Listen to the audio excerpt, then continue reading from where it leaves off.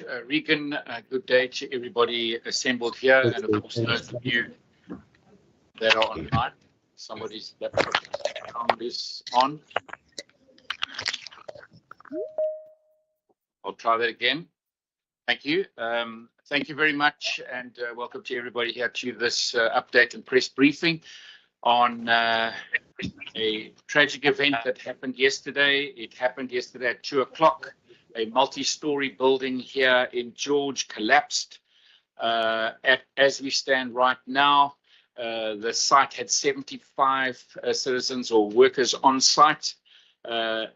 26 have been evacuated or removed from the site, and unfortunately 5 of the 26 are deceased, and we send their families our deepest condolences. 49 citizens or construction workers are still trapped in the building, and they are busy being rescued as fast as we can. It is a major operation.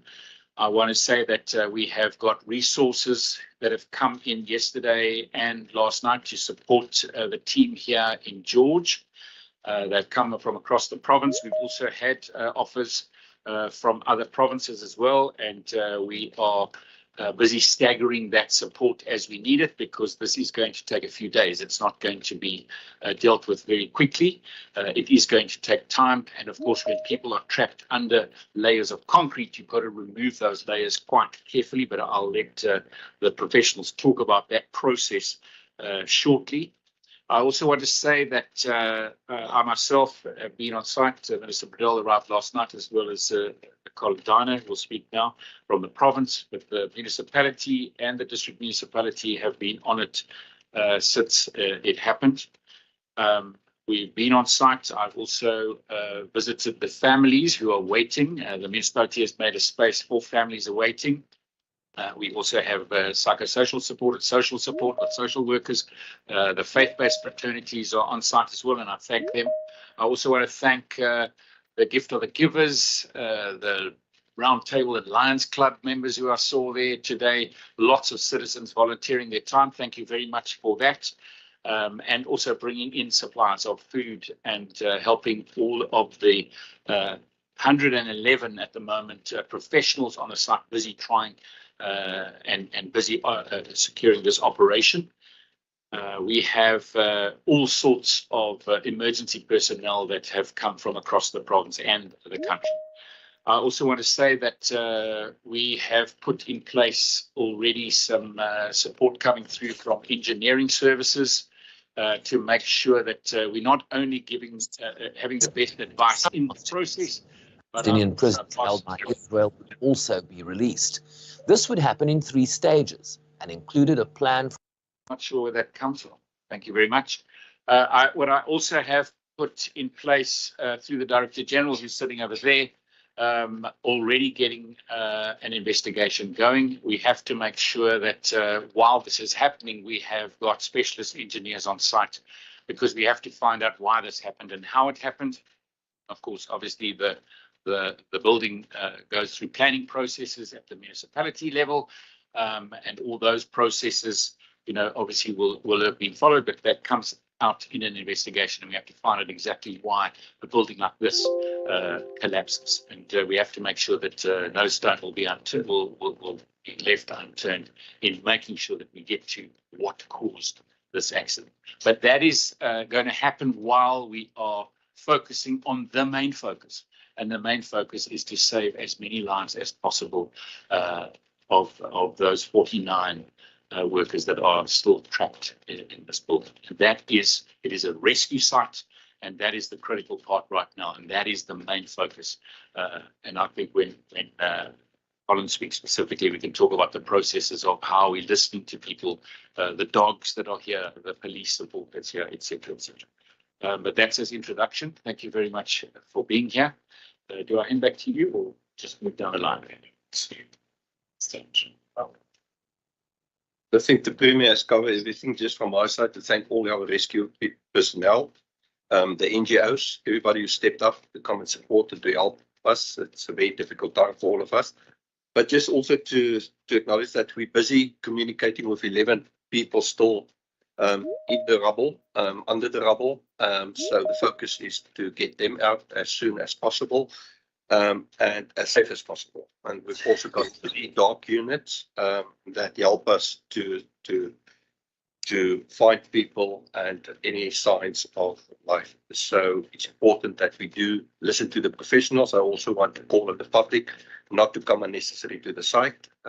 It's a construction site, it's a collapse site, it's a dangerous site, and we need to give our rescue personnel the space to do their job. From my side, again, thank you to all our rescue personnel. Thank you, Minister. Good morning. So yesterday when the message came through about the structure that had collapsed, obviously the local services responded earlier immediately to it. We were requested by the George municipality through the Garden Route to respond at the provincial urban search and rescue system. So it's a system that consists of specialists in rescue specifically from people trapped in structures. There's a number of them. We train them. We spend quite a lot of investment in getting these people trained to a very high level. They were activated. They came from the city of Cape Town, Breda Valley. The South African Police Services play an important role. Their rescue teams, their canine units, as Minister Bredell mentioned, also responded. Our Department of Health's Emergency Medical Services Metro Rescue teams responded. So we had a fairly big team that was able to arrive at various intervals during the night. What we call the surface rescue. So in other words, the people that were not badly trapped but that were injured, they were first treated, and normally it's about 70% of the people were treated. But in this case, it was a very small percentage. So we started with firstly doing what we call a line and hail search. So you walk through the whole area and you try and hear people, and we were actually hearing people shouting through the rubble. So that was the first point, and then the dogs come in and the dogs do a verification. Once the dogs have verified that there's somebody, we have high-tech equipment that we can actually start triangulating and pinpointing where a victim is trapped. And then from there, we start working. So it's very, very difficult if you're working with concrete breakers and drillers and that kind of thing close to people. We tried to establish communications with the people. The moment we got access, we would then send water through, if we were able to do that, keep communicating, get a medic to the person. Our big concern was entrapments of many hours where a person's a body part of a person is compressed. So you need to get immediate medical help to them, and we got our medics in as soon as we possibly could. And then we did what we call a controlled release. So that is then slowly opening up and getting the patient out. So during the night, there was a couple of very successful rescues that happened. People trapped for between 16 hours, 18 hours that were actually recovered. What we are doing today is the international standard is 3 days of rescue mode. So in other words, we treat everybody as still alive and we try and rescue everybody. So that's what we'll be doing. So the first part of it was wherever we identified a victim that was trapped, we would work around that area and try and recover. The present moment, as Minister Bredell said, we're in contact with 11 people. We have one area where 4 people are in a basement, and we've been communicating with them. So that's quite a big operation. It'll take them most of the day to get them out. And then what we will start doing later today, once we've got everybody out that we know of, we're going to start a process which we call delayering. So that would mean that we would then start lifting the different floors off each other. And the reason we do that is that there's a possibility that people could still be alive that we haven't seen that are more deeper trapped. So we'll continue to do that, and then we'll make a call after 3 days where we stand. So we're going to give the absolute maximum time to try and see how many people we can rescue. And that will be the ongoing. Teams are being rotated. We are bringing extra teams in. So the morale is really good of the team.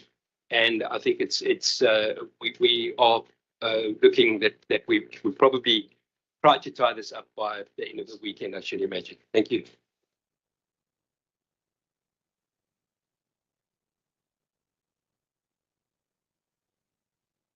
Thank you. I think most of the update has been given. So I think it's an ongoing process. from our perspective in George Municipality, the teams who were out there immediately and paid immediate attention to what was needed. So there is an incident command center on site that is monitoring and directing the operation. And then through the district municipality, there is what we call a district job to just take the process away from being on site. So this work is ongoing, and as Mr. Dine has indicated, the process will now follow on the rescue efforts that are being undertaken. So it's quite outstanding to see the work of these teams and the professionalism of that team. We've had occasions through the night last night and early this morning where when they hear some voice responding, then everybody on that site is asked to keep quiet, that all machinery is turned off so that they can make use of that equipment to locate the victim. So that is wonderful to see, and I think what is extremely heartwarming is the reaction from our businesses, from individuals who've come forward and offered food. Even a coffee shop opened up late last night to come and offer coffees and the water and the refreshments and the energy drinks and so forth that is being offered, and those organizations that are busy working on site, tirelessly assisting and obviously helping this very big team of professionals who are on site. Thanks.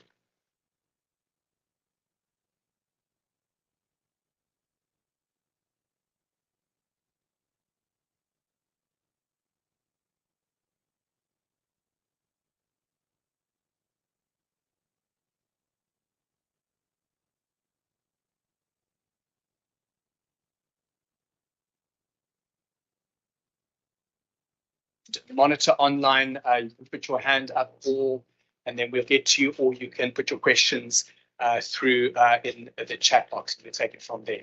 But I noticed the hand in the front here, this gentleman. Yeah, if you could just identify where you're from as well.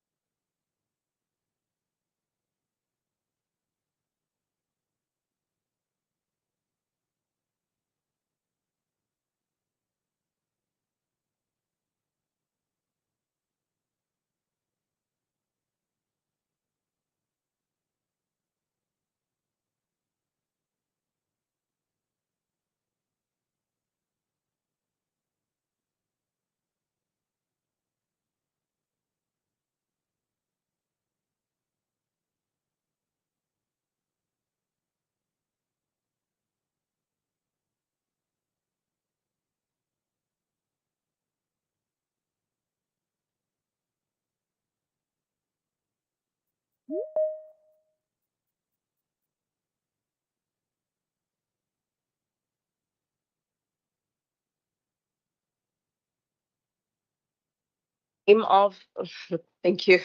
Have we found the name of the construction company that is involved, or the consultant that were on site or working on site as well as part of this investigation?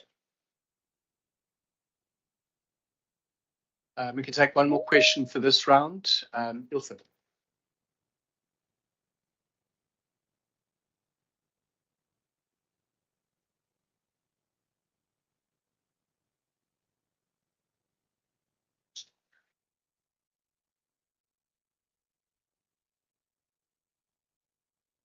We'll start. That's the first round of questions. We'll take it from there. The questions that were asked in terms of the owners and the construction company, we're not at liberty to disclose that at this stage. But I think what we need to understand that it is already a criminal site. The Department of Labour has been there to conduct start their investigations, and the police crime scene unit has also been on site to do that work. And from the provincial and the municipal side, we will also be looking at an investigation to see how this incident occurred and how that has taken place. So the nature of this type of construction activity, there's an apartment building that had been erected. We're talking about 5 floors. So that whole process, and so there is a whole chain of command that takes place on that construction activity takes place. So that will also no doubt be part of the investigation. Can I also say that obviously the decision that was made this morning at provincial level is that planning gets passed and dealt with at a municipal level. So that's why we've appointed independent engineers, and they are going to be on site in, I think, something like 6 minutes. So they're on the way. Perhaps also on the question around the hospitals. So already last night, a number of hospitals already started to clear space, decant patients from trauma units, etc. So they've been ready. So it's not just one, it's a number of hospitals in the region. What I also have is obviously, so we've already got hospitals in the region, but doctors dedicated to it. Dr. Wayne Smith, who's online in this meeting as well, can also answer any questions. 2 other emergency medical registrars. We've got specialist rescue technicians, 15 from George and 17 from Cape Town. Forensic pathology services, 3 managers and 9 forensic pathology officers. Specialized rescue vehicles, 6 of them on site. We also have counseling, social workers and psychologists on site, 3 psychologists and 1 counselor. Our education department has also made space in the education building, which is also right next to the site, so that there's privacy and people can actually go there for that kind of service. And also when I visited the families now, quickly put processes in place so that we will enable them with transport. They've been here already through the night, so some of them need to be able to be going home, fetch perhaps clothes, etc. So we put some transport. I'm not sure, that's probably, I see the DG nodding, it's done. So those kind of things are being put in place at the moment. But I see the questions around in the investigation. Of course, that has to happen, and it has to happen while you're peeling off these layers, as Dana spoke about. But obviously, the main focus here is to save lives and to get people out there out of this site as quickly as possible.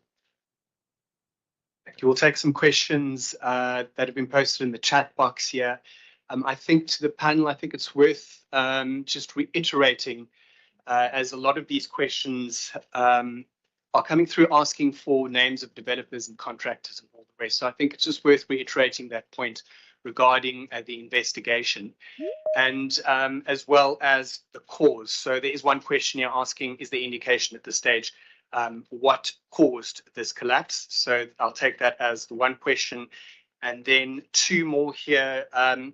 We've had reports that some trapped victims still have cell phones. Have they been able to use them? Can you confirm if this is the case, and how many victims have reached out to their families? And then one last one for this round, please give us more information about the investigation. So we will reiterate that point again, and who will lead the investigation, and what and will independent experts be included? You've alluded to that already, Premier, but I think just worth once again reiterating. So can I maybe start, and then maybe Colin can talk about it, because during the night you were in conversation. But on the investigation, as I said, they're a couple of minutes away. I think as soon as they're on site, then maybe what we need to do is engage with them, and maybe we obviously have to have regular communication updates, and in the next press conference, maybe even ask the investigators to come and talk about the framework of the investigation, because we have to make sure that happens properly, transparently. Listen. Can we add that South Africa Police Services also of the engineer from Gauteng to come and assist them. So this will be a multi-facet kind of independent investigation. Province got their team, SAPS will have their team, forensic people will be part of this, and the Department of Labour will be part of this, and we will definitely come up with a report from which we can learn, but also to the cause and then help people responsible. So just around the cell phone, so during the night, it was reported to us that the person that was trapped was calling his wife and indicating that he was trapped in the building. That was reported to us, and we put that person in contact with the employer who was on the scene. We were concerned about battery life because, you know, doing an extrication like this takes many hours. So what we did is we had an agreement that he would turn his phone on at certain times, that we could just save battery life. We did send the dogs to the point where he actually told us in which flat he was in doing an inspection or what he was doing. So we were able to pinpoint by looking at the building maps and the way that the building collapsed where the person was. We sent the dogs in there, and then we did a seismic acoustic search, and it indicated where the person was. We haven't released the person yet. That is one of the people we're in contact with, so we're continuing with that operation as we speak. Thank you. Let's maybe just, if there are any more questions from people who are here in person, any hands? Otherwise, we can go back. Belani, you can have a follow.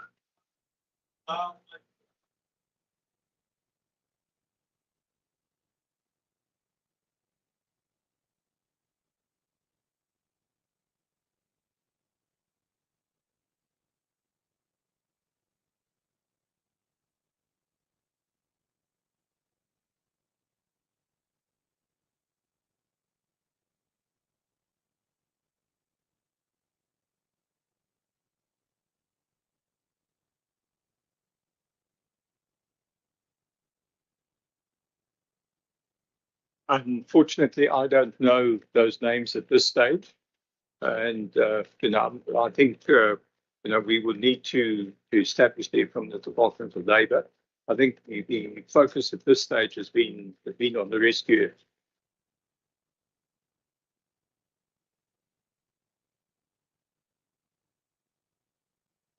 I personally don't know.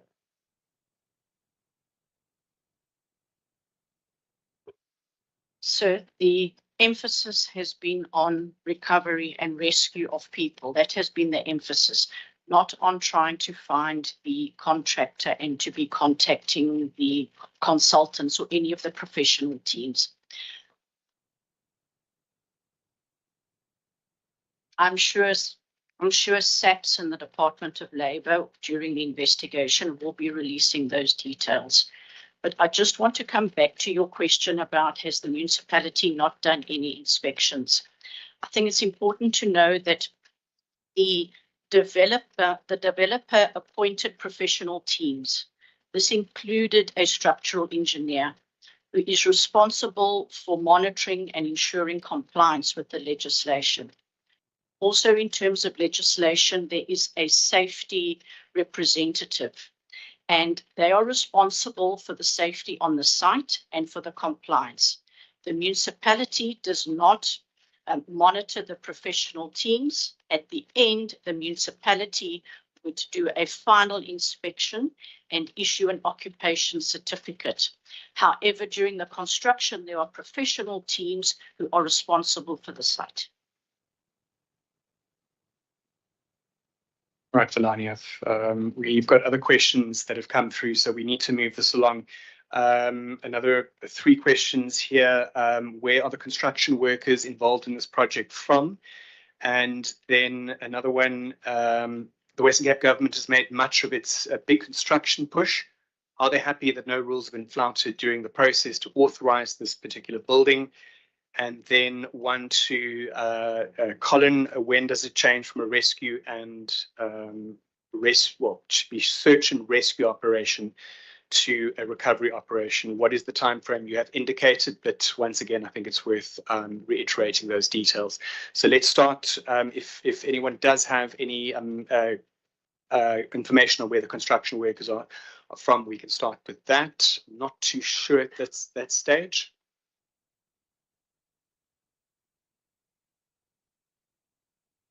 The list of who's who and where the names, where they're from.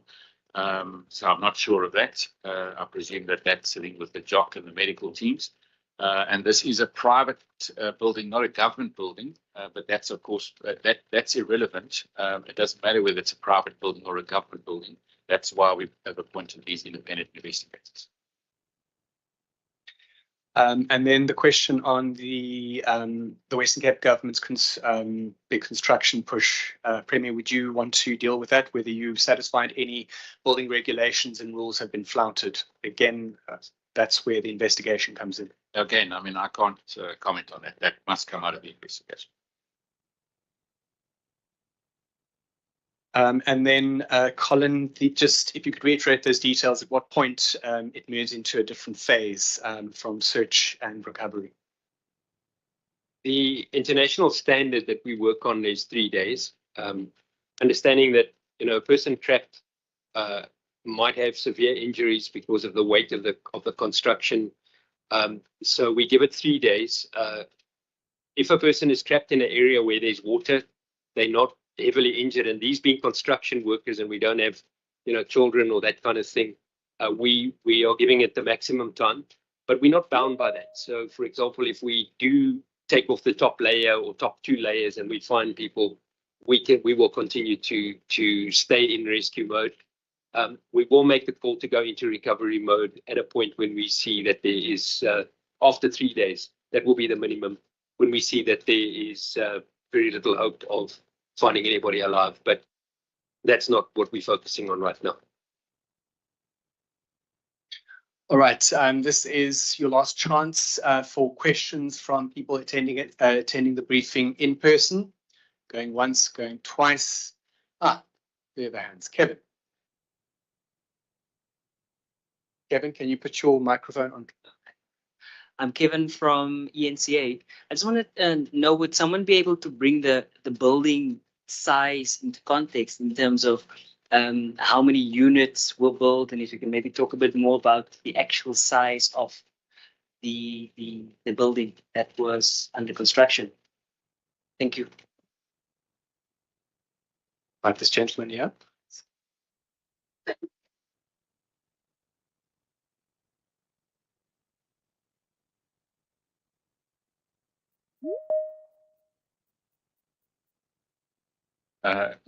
No, I mean, I know that the electricians were moving on, so I think it's multiple companies. Yeah, because we spent the whole night there. That was the first difficulty to determine how many people, because it was different companies. There was painters, electricians, builders, etc. So it was different construction companies that worked on this on the site. But Premier, maybe you can just give the news. Yeah, so while this conference is going on, it's sweet, one more deceased of the, and then one more alive. Dr. Wayne Smith just sent me a note to say one more deceased. So that was of the 26 that were already up, but we've just removed one other person alive.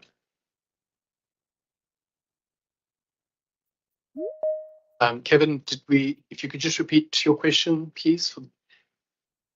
In terms of the flat or apartment building that was under construction there, how many units, to give us an idea of the size of the entire building? To say, for instance, they were building 50 apartments or 15, or just to bring the size of the entire building into context.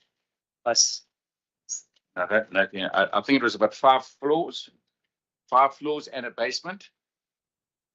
And a lift shop. I mean, that's all that I really know. But I want to say that we want to have regular press updates, and as soon as we've got the team on site, we can then probably from the investigation team, because obviously that sounds like a lot of questions coming in about what's going to happen about the investigation, the planning issues, and that maybe we can actually have dedicated professional who can sort to answer those questions. Got one last question, and then we'll close the question and answer session.